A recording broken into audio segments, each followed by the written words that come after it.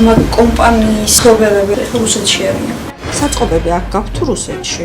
იქიდან აქ იგზავნება. რუსეთიდან იგზავნება. რუსული ნომერი აქვს. ხო იცით რომ ეს რუსული სანქცირებული კომპანიაა? სახელმწიფო ხო უფლებას აძლევს ოფიციალურად გახსნა რა. ხო და სახელმწიფო რო აძლევს მაგას ვარკვევ ზუსტად.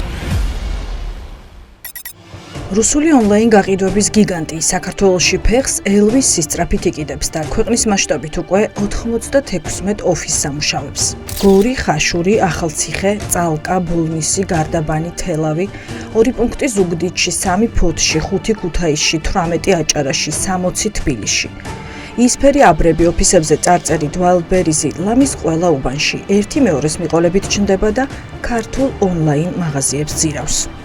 ყველას კერძო პატრონი ყავს. თქვენს მათ შორის? რა თქმა უნდა, სულ ყველას. და მენეჯმენტში არ არის ეს კერძო პატრონი? ანუ სახელი და კვარი არ იცით ვისე კონტაქტები. ანუ კითხვები მაქვს რაღაცა ვის უნდა მივმართო, მაგიტომ აი ზოგადად მაგ კომპანიის მფლობელები აი მთლიანი მასშტაბით რუსეთში არიან. რუსეთში არიან. თქვენ აქ არ გაქვთ პრობლემა, ვიცი რომ რუსები არიან, ხო, პრობლემები არ გაქვთ სანქცირებული რო არის ეს კომპანია? ქართულ ბანკებთან ურთიერთობის პრობლემა არ გაქვთ? არანაირი. საწყობები აქ გაქვთ თუ რუსეთში? არა, საწყობი საქართველოს მასშტაბით არ არის, იქიდან აქ იგზავნება. რუსეთიდან იგზავნება. დიახ.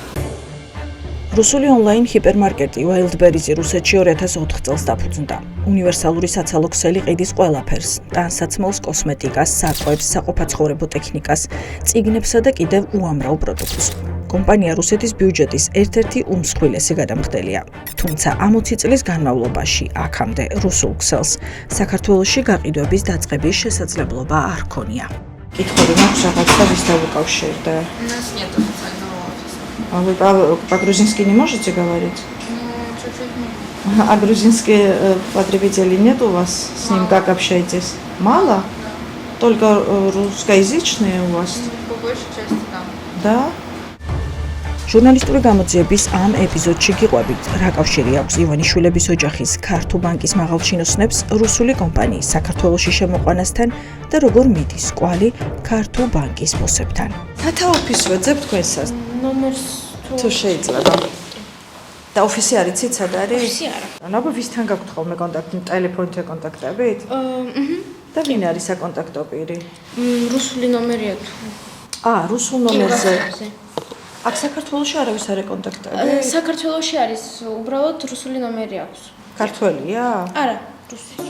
რუსული ონლაინ გაყიდვების გიგანტი საქართველოში ერთი კომპანიით არ ოპერირებს. ეს არის მთელი ქსელი. ამ ქსელში ჩართული ბევრი ადამიანით. ჩვენ ვადგენთ, რომ 96-ვე მისამართზე ყველა პუნქტი ინდივიდუალურ მეწარმედ არის დარეგისტრირებული, თუმცა საბოლოოდ მაინც მოსკოვიდან იმართება. ეს ის პუნქტებია, საიდანაც ინტერნეტით გამოწერილი ნივთების გატანა ხდება. ესე ვინ ყავთ, ვის ელაპარაკებით? კაცი, ხო და აი ვინ არის, შეგიძლიათ მითხრა? მიხაილი ქვია. ელა და შენდომე, позвонишь? რუსია? Русский, могу русский лапаракать. საქართველოშია? Ეხლა, по-моему, должен был приехать скоро. Нет, он сейчас в России. რუსეთშია? Окей. მიხაილო, იანა და პაველი, რომ მრავალმილიონიანი ბიზნესის მმართველები ვერ იქნებიან, ამის მიხვედრა რთული არ არის. კომპანია, რომელიც ევროკავშირის წევრი პოლონეთისა და ომში მყოფი უკრაინის მიერ არის სანქცირებული, ახალი ბაზრის ათვისებას დამოუკიდებლად ინდმეწარმეების იმედად ვერ შეძლებდა. გასაღებს კვანძის გასახსნელად ონლაინ ჰიპერმარკეტის ვებ-გვერდზე ვპოულობთ.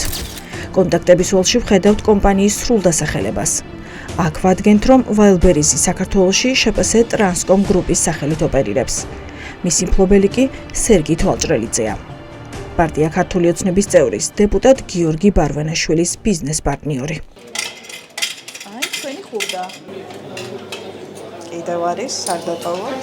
თუმცა ბარვენაშვილის ბიზნეს პარტნიორობაზე საინტერესო სხვა კვალია, რომელსაც საბოლოოდ ივანიშვილების ქართულ ბანკთან მივყავართ. საჯარო წყაროებზე დაყრდნობით ვადგენთ, რომ Wildberries-მა საქართველოში ოპერირება 2024 წლის 22 ოქტომბრიდან დაიწყო. ოპერირების დაწყებიდან 2 კვირაში კი 2024 წლის 5 ნოემბერს რუსული საცალო გაყიდვების გიგანტის ქართული ქსელის მფლობელი ერთლარად ლაშა მეგრელიძე გახდა. მეგრელიძე ამ დროს უკვე იკავებდა და დღემდე რჩება ივანიშვილების ქართულ ბანკის სამეთვალყურეო საბჭოს თავმჯდომარის მოადგილის პოსტზე. გამოდის, რომ პოლონეთისა და უკრაინის მიერ სანქცირებული რუსული კომპანიის ქართული განშტოება ოლიგარქის ოჯახის ბანკის მაღალჩინოსნის ბიზნესი იყო. ქალბატონ ნატო, გამარჯობა. ლაშა მეგრელიძეზე უნდა გკითხოთ, თქვენი მოადგილეა და ქალბატონო ნატო. ივანიშვილების ბანკის სამეთვალყურეო საბჭოს თავმჯდომარესთან იმის გარკვევას ვცდილობთ. მისი მოადგილე, რუსული საცალო გაყიდვების გიგანტის ქართულ დანაყოფს, როგორც პირად ბიზნესს, ისეფლობს, თუ ამაშიც მილიარდერის ინტერესია. ნატო ხაინდრავამ ჩვენი ნომერი დაბლოკა. ქალბატონმა ნატომ დაგბლოკა. როგორც ჩანს, ეს კითხვა მხოლოდ ჩვენ არ გაგვიჩნდა და სავარაუდოდ სწორედ ამ კითხვების თავიდან ასარიდებლად ლაშა მეგრელიძემ ქართულ ბაზარზე უკვე გზაგაკვალული რუსული ბიზნესი 20 დღის წინ კომპანიის დირექტორის სახელზე გადააფორმა. ბატონ ბესიკ, საღამშვიდობის. საღამშვიდობის. მაკა გაწუხებთ ჩიხლაძე ტელევიზორიდან. ბატონ ბესიკ, რაღაცის გადამოწმება მინდა თქვენთან. სამსახურში ხო არ ხართ, ქართულში ვართ ჩვენ? ხაინდრავას მსგავსად მეგრელიძისა და რუსული ბიზნესის ხსენებისთანავე ტელეფონს გვითიშავს ქართულ ბანკის სამეთვალყურეო საბჭოს წევრი ბესიკ დემეტრაშვილიც. ლაშა მეგრელიძეზე მინდა გკითხოთ, ეს არის სამეთვალყურეო საბჭოს თავმჯდომარის მოადგილე, ხო სწორია? თქვენ წევრი ხართ ამ სამეთვალყურეო საბჭოსი. ბატონი ლაშა, საიდან მოვიდა თქვენთან, ანუ ვისი რეკომენდაციით მოხვდა? არ სულ თემას საუბარი თან გვიანა ფოტოსტი. არა, გვიან არ არის ბატონ ლაშა. რუსული ბიზნესი რო აქვს თუ იცით ამის თაობაზე? და მოსკოვში რო არის გადასული. გვიან არის 19 საათი და 19 წუთი. ლაშა მეგრელიძეს რა თქმა უნდა ვეძებთ ქართულშიც, სადაც თავმჯდომარის მოადგილე მინიმუმ სამეთვალყურეო საბჭოს სხდომებზე მაინც უნდა დადიოდეს. მასთანაც მთავარი კითხვა იყო თუ არა რუსული საცალო ქსელის გიგანტის საქართველოში შემოყვანა ივანიშვილის მითითება. ლაშა მეგრელიძეს ველოდებით და არ დადის სამსახურში? ბატონო? ნატო ხაინდრავას მოადგილეა. სამეთვალყურეო საბჭოს თავმჯდომარის მოადგილე ქართულს. ხა ლაშა მეგრელიძეს ვეძებ და ტყუილად ხوار ველოდები აქ. ქართულში არის თავმჯდომარის მოადგილე ნატო ხაინდრავას. ფოტოს რო შეხედოთ შეიძლება? არ გინახავთ? მეგრელიძე ვიცი ეს გვარი კი, მაგრამ არ არც ვიცნობ, სახელზეც არ ვიცნობ. გაუცნაურია, კარგით. ლაშა მეგრელიძის სახელზე რეგისტრირებული ტელეფონის ნომერი, რომელიც ჩვენ მოვიპოვეთ, მიუწვდომელია.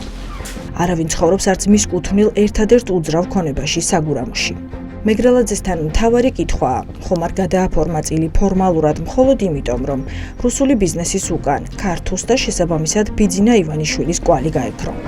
ჭავჭავაძის 11-ში მეგრელიძის მამა უზარმაზარ აპარტამენტებს ფლობს. ამიტომ მილიარდერის ბანკის ერთ-ერთი მმართველის ძებნას და ამ კითხვებზე პასუხების მიღებას აქ ვცდილობთ. გამარჯობათ. ბატონ გოჩასთან ვარ. მასთან დაკავშირებით ხართ, ადგილზე არ არის და მაგიტომ არ დაუბარები არაფერი. ეს კომპანია თუ სახლი ბოდიშს ვიხდი? უკაცრავად ახლა არ არიან ადგილზე და ამიტომ კომპანიაა თუ სახლი უკაცრავად? მეგრელიძეების საცხოვრებელი კორპუსის ზედამხედველი გვაწვდის ინფორმაციას, რომელიც ყველა კითხვას პასუხობს. რატომ აღარ უნახავთ ქართულს ერთ-ერთი მმართველი ბოლო პერიოდში ბანკში და იმასაც რა კავშირია მასა და რუსულ სანქცირებულ კომპანიას შორის? ლაშა აქ არ არის, საქართველოში არ ამგონია. საქართველოში არ აგონიათ? მართლა? მოსკოვში არის ხოლმე? მაგ ხო, გადავიდა. გადავიდა მოსკოვში? და თან აქ რომ მუშაობს ქართულში რანაირად? როგორ აღმოჩნდა, ბიძინა ივანიშვილის ბანკის სამეთვალყურეო საბჭოს თავმჯდომარის მოადგილე ჯერ რუსული ბიზნესის უკან და ახლა უკვე მოსკოვში. პირველი წერტილი შეხების, რომ არის და აღმოჩნდა ამ კომპანიისთვისაც ქართულ ბანკთან დაკავშირებული ადამიანი, აბსოლუტურად არ არის უცნაური. ილეონის ბიზნესის სკოლის პროფესორი გიორგი ხიშტოვანი ამბობს, რომ საქმე არ გვაქვს უბრალოდ ამანათების გაყიდვასთან და რეალურად Wildberries-ის შემოსვლა საქართველოში დიდი პოლიტიკის ნაწილია. რუსი მსხვილი ბიზნესისთვის და მოთამაშეებისთვის ეს საქართველოში ბიზნესის დაწყების, ესე ვთქვათ, ალგორითმი იქნება, რომ აი ვისთან უნდა მოხდეს შეთანხმება და გადაწყვეტილების მიღწევა, რომ მე მარტივი იყოს ბიზნესის კეთება. ხო? ჩვენ არ ვართ არც დემოკრატია, ჩვენ არ გვაქვს არც თავისუფალი ბაზარი, ჩვენთან სხვა ფორმით ხდება და როდესაც პირობითად ისეთი, ესე ვთქვათ, გიგანტი, როგორც Wildberries არის რუსეთში, ფიქრობს, ვისთან უნდა გაერკვეს ეს საკითხი. ახლა გასაგებია ხო რა სახელი და გვარი მოტივდება ეს იქნება ბიზნესი ივანიშვილი, ეს იქნება ქართულ ბანკი. 20 მილიონი შეკვეთა დღეში, 750 მილიონის პროდუქცია საწყობებში და 3 მილიონი კვადრატული მეტრის ასაწყობე ფართი. ეს მონაცემები სავარაუდოდ მალე დაკორექტირდება, რადგან შაბათის ეთერმა მიაგნო ახალ და გრანდიოზულ საწყობს, რომელმაც რუსეთიდან ჩამოტანილი ამანათები თბილისში უნდა შეინახოს. აი რუსული ონლაინ გაყიდვების კომპანია რო არის, საწყობს საკეთებენ აქ. რუსული ონლაინ ჰიპერმარკეტის მასშტაბი გვაფიქრებინებს, რომ ხელისუფლების მხარდაჭერის გარეშე რუსული გიგანტი აქ ფეხს ამ ფორმით ვერ მოიკიდებდა. ეს 12816 კვადრატული მეტრი ფართიც ამიერიდან რუსული ამანათების საწყობი იქნება. ბიზნესის სწრაფი გაფართოების შესახებ ამავე კომპანიაში მომუშავე ადამიანები გვიყვებიან. ესეც იმათია რა. ისიც ამათია? ამანათები რაღაც ხუთავენ რაღაც, მე ისევ ავზამი. ხო და სად არის ეგ მეორე საწყობი? გზის მეორე მხარეს? ანუ ის ერთი არ ყოფნიდათ და ეს მეორე გააკეთეს? ესეც ამათია და Wildberries-ის საწყობთან გვხვდება ავტომობილი რუსული სანომრე ნიშნებით. ვცდილობთ მენეჯმენტთან გასაუბრებასაც. გვინდა მეტი გავიგოთ ქართველი მფლობელებისა და მათი ივანიშვილთან კავშირის შესახებ. მადლობა. ისე გამორბოდით მე ჩემი დანახვა გაგიხარდათ. ხო, გამიხარდა, კიდე ერთი წუთი დამატეთი იყარეთ. ერთი წუთი თუ ხო, არ შეიძლება შეგით შეშოვი. არ შემდივარ, თქვენი აზრით შეგით შევდივარ? ხო, აბარაგნიმოთ, მიგახეთ. რატო ნერვიულობ, უკაცრავად? თქვენი ხელმძღვანელები მჭირდება ვინმე? არავინ არ არის. როგორ აი მანქანაც დგას რუსული ნომრებით? მე რა ვიტყვის? ვისია? არ ვიცი გას მანქანა. რას ქვია, არ იცით კაცო, ვიღაცა მენეჯერი მჭირდება, ვისაც კითხავს დავუსვამ. ავტომობილი რუსული ნომრებით სწორედ ამ დროს გადაჭარბებული სიჩქარით ტოვებს ტერიტორიას. საწყობიდან ჩვენთან სასაუბროდ აღარავინ გამოდის. ფანჯრებზე კი, საიდანაც პროდუქციის განსათავსებელ დახლებს ვხედავთ, უზარმაზარ კონტეინერებს გვაფარებენ, რომ ჩვენმა კამერამ ვერაფერი გადაიღოს. აი, ყუთებს მოგვარებენ და ზაფხულში თბილისის ლოგისტიკურ ცენტრთან გაფორმებული იჯარით ვიგებთ, რომ საწყობი რუსულ ბიზნესს მინიმუმ 2028 წლის 19 ივნისამდე აქვს ნაქირავები. ყველა ნივთი არ არის. ნენელა შემოაქვთ ნივთები. თავიდან არ იყო, როგორც ვიცი, მხოლოდ მოსკოვში. ეხლა შემოდგომას დაამთავრეს აშენება და რაღაც ნივთები, რა თქმა უნდა, არის. ხო იცით, რომ ეს რუსული სანქცირებული კომპანიაა? ხო, მაგრამ ოფიციალურად ეს კომპანია. გავიგე, ოფიციალურად არის სანქცირებული. სახელმწიფო ხო უფლებას აძლევს ოფიციალურად გახსნან, არა? ხო და სახელმწიფო რო აძლევს, მაგას ვარკვევ ზუსტად. იგი რას ყიდის Wildberries-ი საქართველოში? თუ განსაკუთრებით წიგნებს და ლიტერატურას გადავხედავთ, სრულად პრორუსული პათოსია.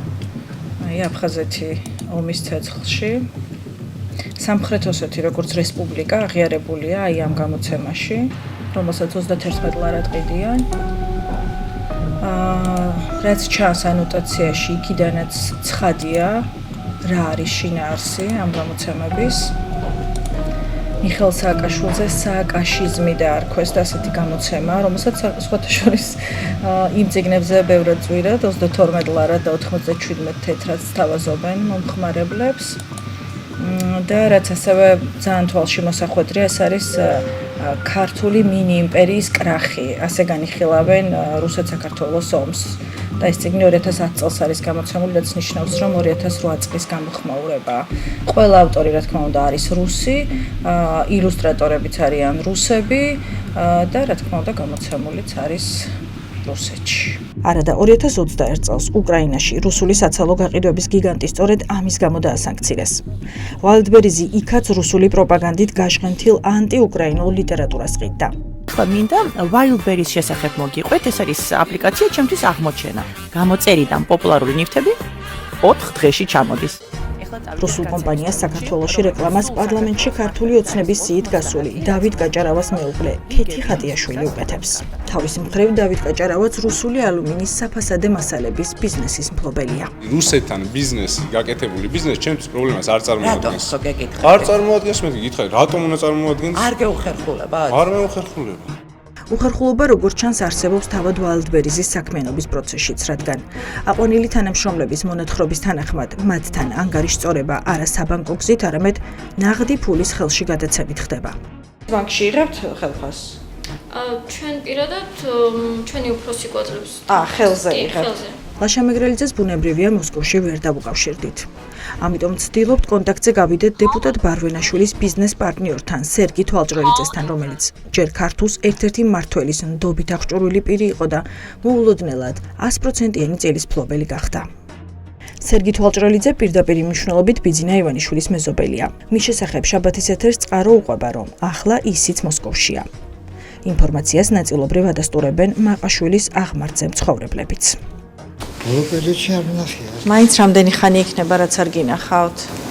არ ვიცი, ზუსტად ერთი ორი კვირა ალბათ ვათითხეს. ხო, მოსკოვშია თითქოს გვითხრეს და ხო არ იცით თქვენ?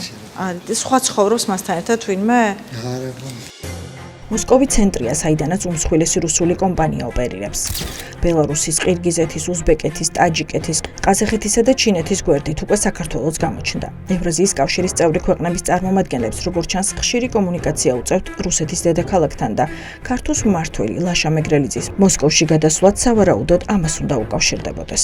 რუსებმაც კარგად ისწავლეს, როგორ შეიძლება აუარონ, ასე ვთქვათ, ამ სანქციების რისკს და აქედან გამომდინარე მათ ევეჭვობ, არ ვიცი ზუსტად, მაგრამ ვეჭვობ დღევანდელი მმართველობის და მესაკუთრეობის სტრუქტურა მათ ამ რისკის ქვეშ არ აყენებს. ამ ხელა და ამ ასე ვთქვათ გაქანების და მასშტაბის კომპანიის საქართველოში შემოსვლა ძალიან სერიოზულ რისკებს უჩენს ქართულ კომპანიებს, ალბათ ექსტრაჯიվել ისტორია, ნებისმიერ სხვას. ქართული ბიზნესის ჩაძირვა ყველაზე ნაკლები პრობლემაა იმ საფრთხეებთან შედარებით, რომელიც რუსული ონლაინ გაყიდვების მონსტრის საქართველოში გაძლიერება შეიძლება მოჰყვეს. გიორგი ხიშტოვანი პროგნოზირებს, რომ ამანათების შეკვეთის უკან ქვეყნის პოლიტიკური კურსის ცვლილება ჩანს, რაც ბიზნესზე პირდაპირ არის მიბმული. ამიტომ მისთვის Wildberries-ი ბიზნესზე მეტად პოლიტიკაა.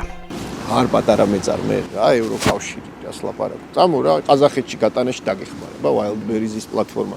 ან რუსეთში შეგატანია. და ეს Wildberries-ის მოდელი, რომელიც იდეაში არ არის მხოლოდ რაღაცა შეუკვეთე კალენდარი და ჩამომივიდა, ხო, ეს არის უდიდესი კომპანია, რომელიც ფარავს მთლიანად ამ ევრაზიის კავშირის სფეროს და რა თქმა უნდა, თუ მისი ექსპანსია საქართველოში ასე გაგრძელდა, ხო, რაღაცა ის ნარატივი შეიძლება შეიქმნას, რომ რა ვიცი, ხო, არის ჯობია ვივაჭროთ ბელორუსთან და ყაზახეთთან და ყირგიზეთთან, ვიდრე პირობითად ვივაჭროთ ევროკავშირთან. ჩვენთან რა იყო ხო აქამდე რა, რომ რაღაცა ევროკავშირის სტადი ვიზიტი ქართველი მეწარმეების, რა ვიცი, ბულგარეთში, ან რაღაცა ევროკავშირის ექსპერტები ეხმარებიან რაღაც სერტიფიცირებაში და წყალი არ გავა ჩემს თვალში, რომ აი ეს აქცენტი ახლა თუ ფოკუსი შემოbrunდება. 100 მილიონი მომხმარებელი, 71,000-ზე მეტი შეკვეთის გაცემის პუნქტი და ყოველდღიურად გაყიდული 10 მილიონის საქონელი. მხოლოდ ეს სტატისტიკაც კი ცხადყოფს, რა ოდენობის ფული ტრიალებს კომპანიაში, რომელიც უკვე საქართველოშიცაა. ახლა მთავარი კითხვაა, ვისი ხელშეწყობით და ვისი ინტერესების გასატარებლად შემოვიდა რუსული სანქცირებული ონლაინ გაყიდვები ჩვენს ქვეყანაში. დოკუმენტებით დადასტურებული ფაქტია, რომ პირველი, ვინც Wildberries-ის უკან გამოჩნდა, ეს ბიძინა ივანიშვილის ბანკის ერთ-ერთი მმართველია, რომელიც ახლა უკვე მოსკოვში ცხოვრობს, თუმცა ქართულ ბანკში თანამდებობაზე მაინც რჩება.